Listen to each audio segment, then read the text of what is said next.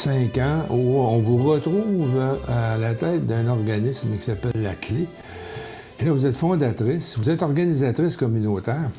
Racontez-moi ça, ça m'intéresse. Bien, en fait, il faut remonter à 2000.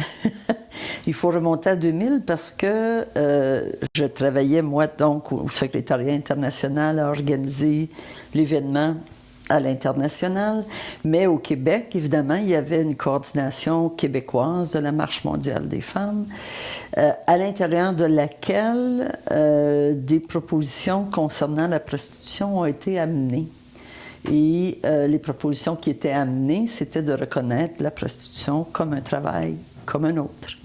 Et heureusement, il y a eu des individus, des organismes qui ont fait valoir que la prostitution était d'abord et avant tout une forme de violence envers les femmes. Et même si on peut reconnaître évidemment que les femmes qui sont au moment où on se parle dans la prostitution doivent être traitées avec dignité et avoir accès à elles ont accès à tous les droits de n'importe quel être humain et devraient avoir accès aux soins de santé et à leur sécurité.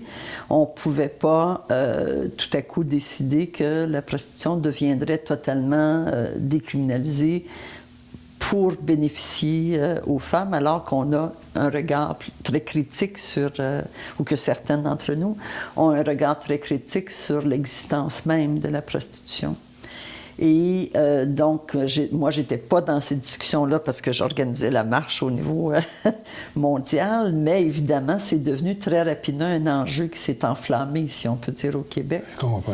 Et Françoise David, à ce moment-là présidente de la FFQ, a décidé de mettre sur pied un comité de travail au nom de la FFQ, pas comme Marche mondiale, mais à l'intérieur de la FFQ pour approfondir cette question-là qui s'enflammait, comme je dis. Et donc, même si moi j'étais très occupée au niveau international, j'étais quand même branchée sur certaines féministes ici qui faisaient la lutte. Qui faisaient la lutte, c'est ça. Et on s'est rendu compte qu'effectivement, beaucoup de féministes au Québec étaient ou bien incapables de regarder la prostitution comme une forme de violence ou étaient déchirés entre les revendications de femmes s'identifiant comme travailleuses du sexe et disant si vous n'êtes pas d'accord avec moi, vous êtes donc contre moi et si vous pensez que la prostitution est une forme de violence envers les femmes, ça nie mon existence à moi et vous êtes... c'est ça, vous devez changer d'idée. Et donc, ce qu'on a décidé, quelques-unes d'entre nous on a commencé à se parler entre abolitionnistes, féministes, pour voir un peu par quel bout on prendrait ça, dans le fond, parce que le groupe qui menait cette bataille-là pour la décriminalisation totale de la prostitution est un groupe qui était déjà établi depuis presque 10 ans à Montréal, donc avait des assises quand même assez fortes et réussissait à semer le doute, en fait, parce que je pense que instinctivement, je dirais que la plupart des femmes ne pensent pas qu'on est devant, en regardant la prostitution, qu'on est devant un travail comme un autre ou qu'on est devant une situation souhaitable pour soi-même, pour sa sœur, pour sa fille ou pour n'importe quelle autre femme. Mais d'avoir des femmes qui se réclament, évidemment, comme étant là par choix, et désirant rester dans l'industrie du sexe et donner plus de visibilité à l'industrie du sexe.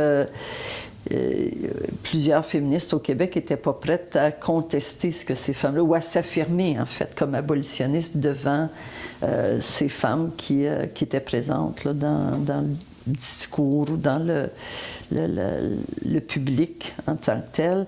Donc, on a commencé à se regrouper et on a décidé de faire une recherche sur la traite à des fins d'exploitation sexuelle au Québec. Et c'est dans le cadre de cette recherche-là qu'on a décidé de mettre sur pied un organisme qui pourrait porter pas juste les conclusions de la recherche, mais pourrait remettre à l'ordre du jour, en fait, un regard différent sur la question de la prostitution à Montréal, parce qu'il y avait un vide, là, visiblement. Donc, après ce qui s'est passé là, à la marche en 2000, on se dit, bien, il faut reprendre cette lutte contre la prostitution, et c'est comme ça qu'on a créé en 2005 La clé. La clé.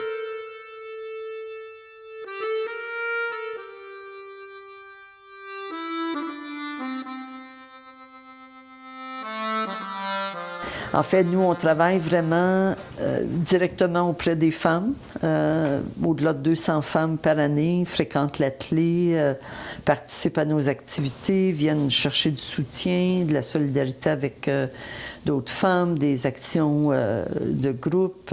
L'atelier existe vraiment pour créer à la fois un espace où les femmes qui, comme je disais, qu'elles soient dedans ou non, qu'elles veuillent sortir ou non, l'atelier est là pour qu'elles puissent répondre à des besoins immédiats qu'elles peuvent avoir de santé, de sécurité, peu importe, et d'ouvrir la possibilité, parce que au-delà de 85-90% des femmes qui sont dans la prostitution souhaitent en sortir. Donc, nous, on est là. Si jamais elle veut sortir, on peut l'accompagner, mais évidemment, on ne peut pas forcer qui que ce soit à prendre action sur sa propre vie, évidemment. Mais on aime beaucoup mettre les femmes ensemble, parce qu'ensemble, ça permet aussi de voir que ce que toi tu vis, c'est pas parce que c'est toi, c'est pas parce que tu es une femme X, Y, Z. C'est quelque chose qui est commun à l'ensemble des femmes, et que donc, on doit trouver des réponses, on peut trouver des réponses et s'inspirer de ce que d'autres femmes font pour sortir de la prostitution ou pour devenir des sujets de leur vie, en fait. Et ça, c'est notre travail quotidien, si on peut dire.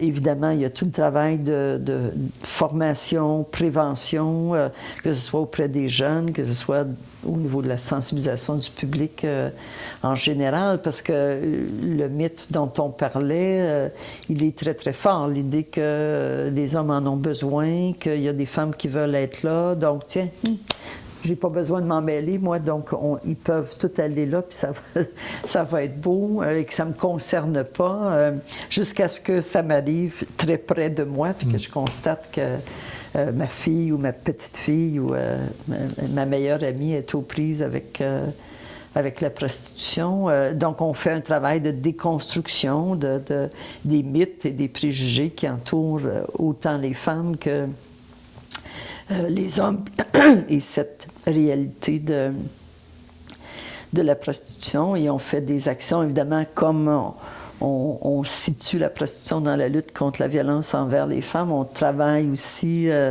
dans les dernières années, on a contribué à mettre sur pied la Coalition québécoise contre la violence envers les femmes. Parce qu'au Québec, depuis plusieurs années, quand même, les organismes fonctionnent très souvent un peu en silo. Les femmes battues, justement, les femmes agressées sexuellement, et là, les femmes exploitées sexuellement, bien, ça prend des lieux où on peut parler et agir tout ensemble pour lutter contre la violence envers les femmes. Donc, on a aussi contribué à la mise sur pied de cette coalition-là. Ça prend des changements de loi, évidemment. En 2014, on a réussi à profiter, entre guillemets, de la cause qu'on appelle la cause Bedford, qui avait mené la Cour suprême du Canada à décriminaliser totalement la prostitution. En 2009, en Ontario, il y a un avocat qui est un peu sur les libertés civiles, en fait, avait comme objectif depuis plusieurs années de faire disparaître toutes les lois sur la prostitution, et il ne savait pas exactement comment y arriver. Et il a eu son idée à un moment donné.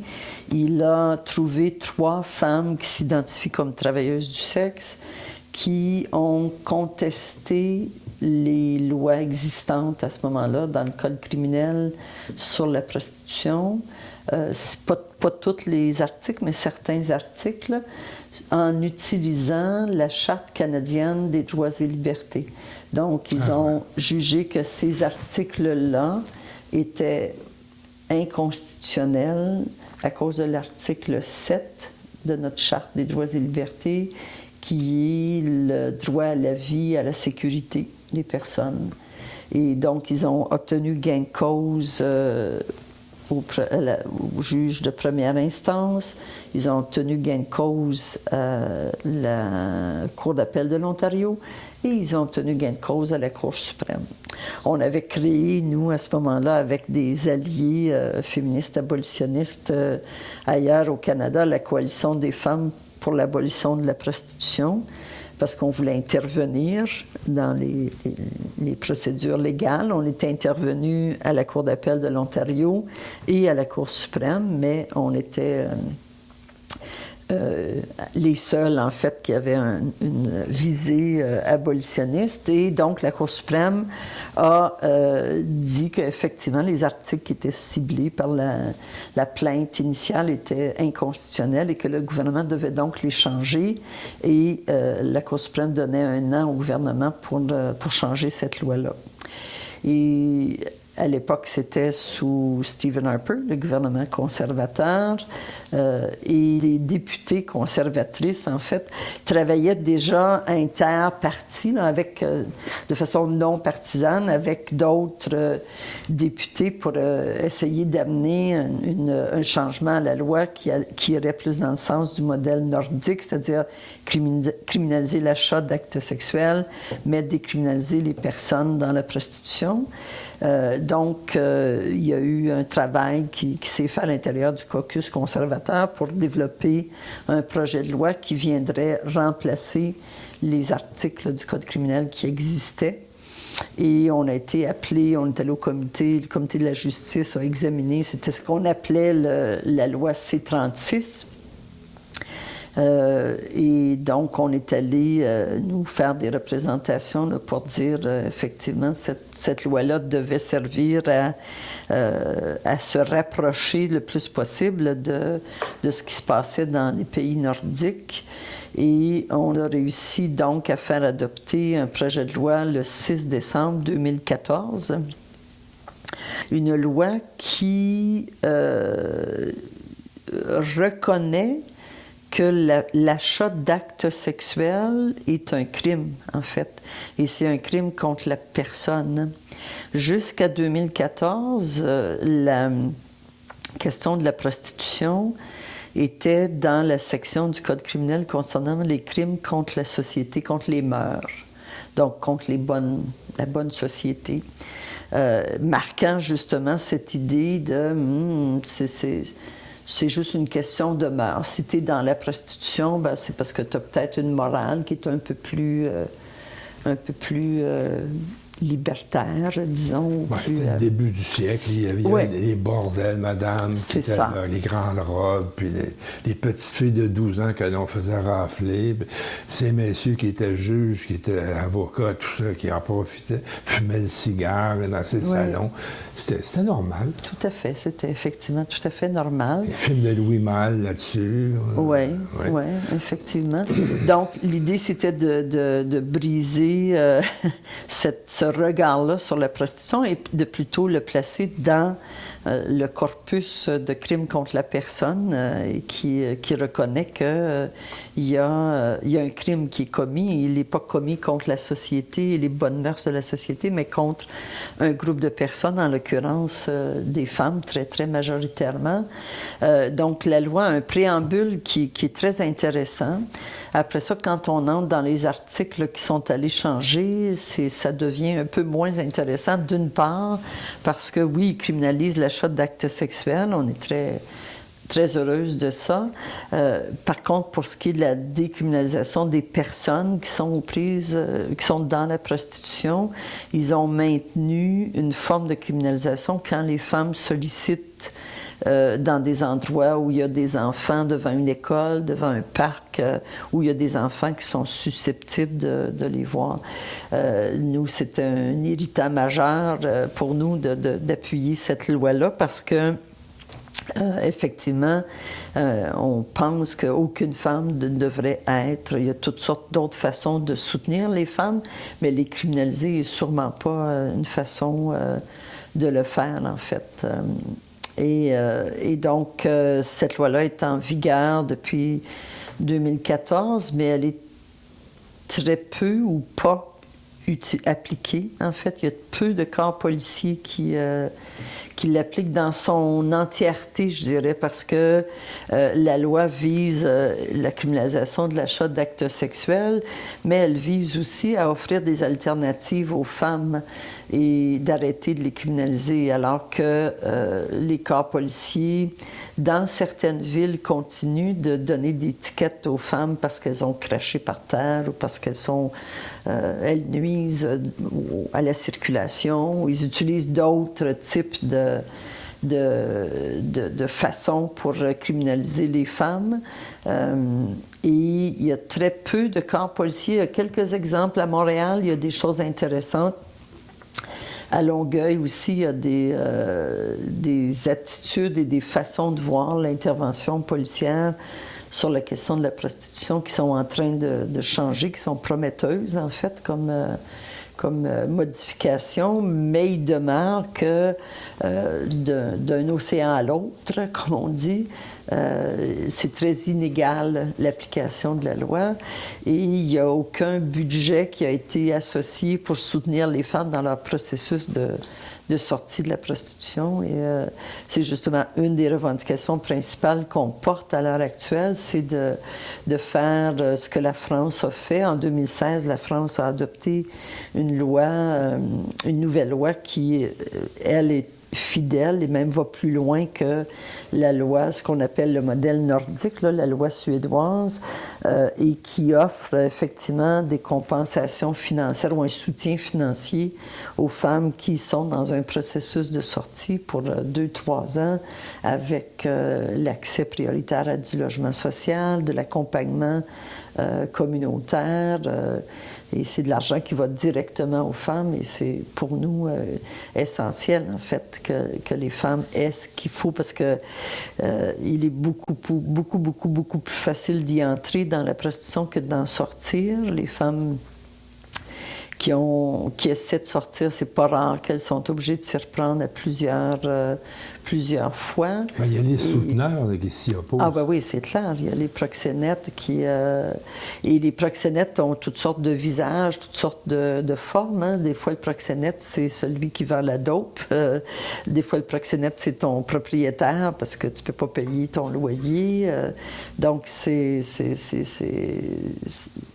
malheureusement, il y a énormément de formes par lesquelles les femmes sont appelées à être aux prises avec un souteneur, effectivement, ou des hommes qui entretiennent les femmes dans la prostitution, en fait, et qui les empêchent d'en sortir de différentes façons.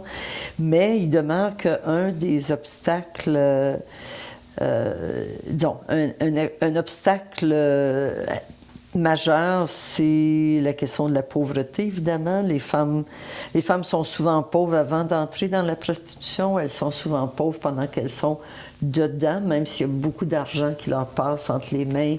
Très souvent, il y a ou bien un proxénète dans le décor ou un style de vie qui fait que tu dépenses beaucoup d'argent. Et les femmes, très souvent, sortent de la prostitution très pauvres aussi. Donc, c'est clair que c'est un obstacle majeur.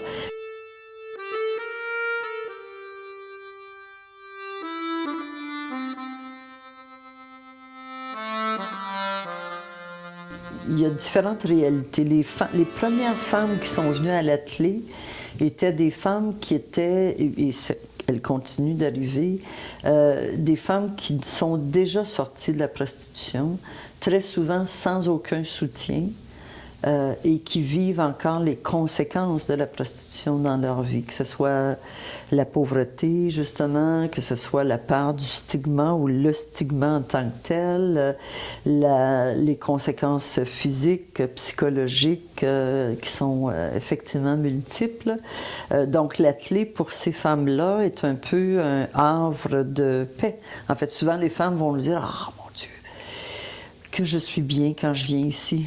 Je sais que j'ai pas besoin d'être sur mes gardes, d'avoir peur d'être jugée ou d'être traitée comme une moins que rien, que je sais que je vais trouver ici une solidarité dont j'aurais eu tellement besoin quand je suis sortie de la prostitution. » On a aussi des femmes qui sont ou bien sorties récemment ou dans un processus de sortie de la prostitution, qui très souvent, effectivement, ne savaient pas qu'elles pouvaient avoir du soutien pour sortir de la prostitution. Souvent, ces femmes-là vont nous dire « Ah, où est-ce que vous étiez il y a 6 mois, 1 an? Comment ça fait que je n'ai pas entendu parler de vous autres avant d'être amenée ici par une amie ou en vous voyant dans les médias ou peu importe, mais les femmes ne savent pas qu'elles peuvent obtenir du soutien pour sortir de la prostitution. Et on a aussi des femmes qui sont encore dedans, qui ne voient pas la porte, qui pensent peut-être même pas encore sortir de la prostitution, mais qui viennent nous voir parce qu'elles ont des besoins précis de « j'ai peur de mon proxénète, il faut que je m'en aille ». J'ai besoin que vous m'aidiez, l'aide sociale veut me couper, toutes sortes de situations. Et ces femmes-là, comme j'expliquais tout à l'heure, l'atelier les reçoit dans ce qu'elles sont, puis ce qu'elles veulent, ce dont elles ont besoin pour l'instant. L'atelier, depuis une quinzaine d'années, a sûrement soutenu de diverses façons pas loin de 1000 femmes dans leur processus. Comme je disais, autant des femmes qui étaient déjà, c'est pas parce qu'elles sont venues à l'atelier qu'elles sont sorties de la prostitution, elles étaient déjà sorties. Mais on sous-estime énormément comme société l'impact que dans la vie des femmes d'avoir été dans la prostitution. Et ça, peu importe la durée. Pour certaines, ça va être marquant, même si elles ont été là juste 6 mois. Ça dépend vraiment de l'histoire de chacune. Qu'est-ce qui s'est passé pendant aussi? C'est ça, de ce qui s'est passé pendant, de ce qui les avait amenées là. J'ai moins parlé du rôle que joue la violence dans la vie des femmes avant qu'elles rentrent dans la prostitution. Puisque effectivement, les femmes qui se retrouvent dans la prostitution, quand on examine un peu quel genre d'expérience de vie qu'elles ont eue avec la question de la violence, il y a une très forte proportion d'entre elles qui ont un vécu d'agression sexuelle, d'inceste, de violence physique, de violence sous toutes ses formes, en fait, dans leur passé. Et évidemment, très souvent, les femmes doivent retourner pour regarder comment, parce que souvent leur réponse, entre guillemets, pour certaines d'entre elles, leur réponse à cette violence-là a été de « je vais rentrer dans la prostitution, c'est moi qui vais contrôler les gars ». C'est pas rare qu'on entend les femmes dire ça, « j'ai le contrôle sur lui ». Ça me fait du bien, parce que j'ai jamais eu le contrôle sur ma vie. Et quand il paye, quand je suis capable de le faire bander, il dépend de moi, je me sens en contrôle. Mais très souvent, rapidement, évidemment, les femmes se rendent compte que c'est un contrôle plus qu'illusoire, parce que quand tu veux effectivement te sortir, tu es obligé de regarder justement cette perte de contrôle sur ta vie, elle vient d'où, elle s'est manifestée comment, puis comment tu fais pour reprendre ce contrôle-là donc, c'est clair que les femmes viennent avec chacune leur histoire. Là. Il n'y a pas de... même s'il y a des fils conducteurs, très clairement, là, mais chacune a sa propre histoire. En fait, quand on est féministe, on l'est pour toujours. Donc, c'est évident que même si je souhaite peut-être éventuellement diminuer mes activités sûrement et mon engagement au quotidien. C'est clair que je vais toujours être féministe, c'est clair que je vais toujours vouloir participer à changer notre société. Je vais toujours être intéressée à changer le monde pour changer la vie des femmes, qui est un slogan qu'on avait à la marche qui me tient particulièrement à cœur. Et on le disait à l'inverse aussi, il faut changer la vie des femmes pour changer le monde. Et je vais faire toujours ma petite contribution ou ma grande contribution. On verra, mais je suis toujours là. Diane Matt, merci beaucoup. Ça a été super intéressant. Merci. Merci, bienvenue. Merci à vous.